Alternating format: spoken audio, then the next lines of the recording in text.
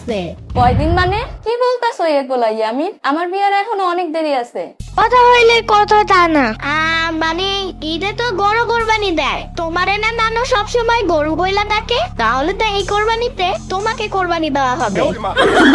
ইয়ামিনের বাচ্চা, আমার চুল উঠে জমে না। মামা বাঁচাও। মামা জানো, তাওফিরা কোরবানির জন্য বড় একটা গরু কিনে এনেছে। আমি বলে এসেছি আমরা সবাই থেকে বড় গরু কিনবো। হ্যাঁ ইয়ামিন, আমরা কালকে গরু কিনতে যাব।